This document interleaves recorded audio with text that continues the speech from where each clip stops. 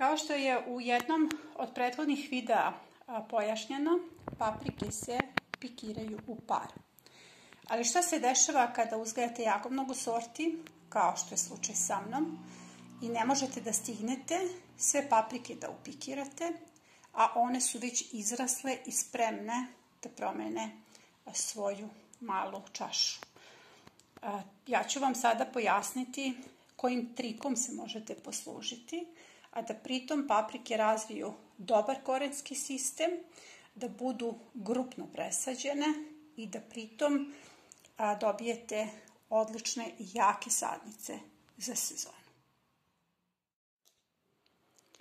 Kao što vidite, ove moje paprike su jako visoko izrasle.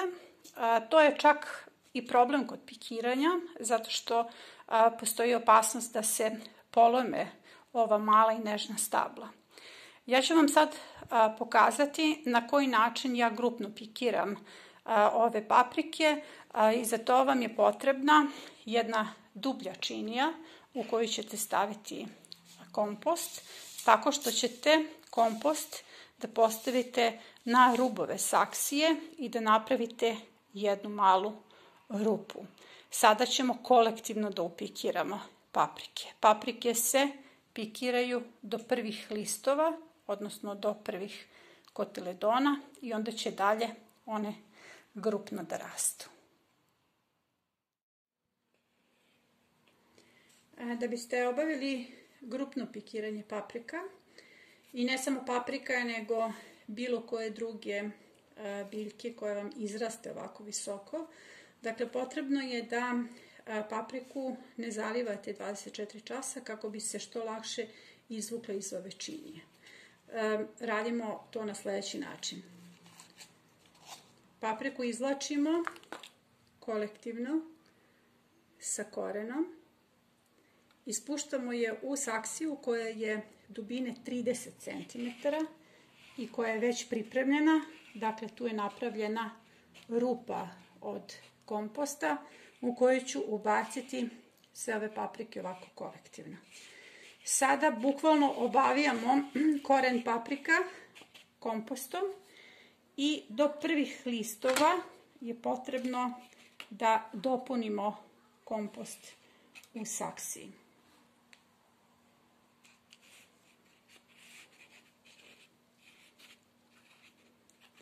Sada su paprike kolektivno upikirane.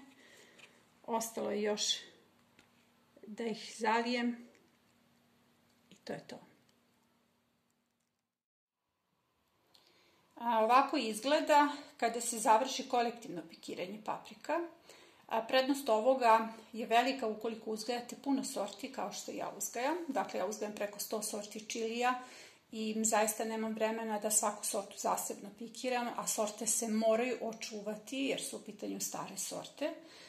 Prednost ovakvog načina pikiranja je također očuvanje stabla paprike, jer kao što ste vidjeli na početku one su izrasle visoko i postojala opasnost da ih polomim tokom pikiranja. Ja sam tu opasnost izbjegla.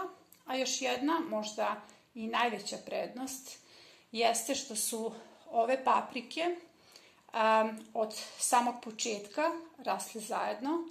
Dakle, ovdje imamo jak zagrljaj korena koji nije narušen. Ove paprike imaju dovoljnu količinu hrane i dovoljno prostora da razviju jak korenski sistem i njihova presadnja u bašti kreće od 1. maja. Tokom zalivanja svaka od ovih paprika će zauzeti svoj prostor, ima dovoljno hrane, tako da neće biti problem da se razviju onako kako je potrebno za sezonu.